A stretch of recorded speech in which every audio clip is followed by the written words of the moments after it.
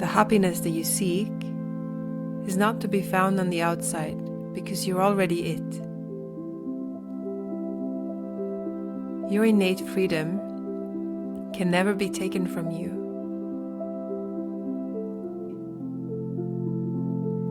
Imagine living in a world where love is your natural state. And when you meet someone else's eyes, you see yourself, a different form, other memories, but the same you, the same aware being. And imagine your worthiness could never be touched by external events. Your worthiness could never be earned, and it could never be lost. Your value was given. Imagining never having to question your own belonging, because belonging is your nature.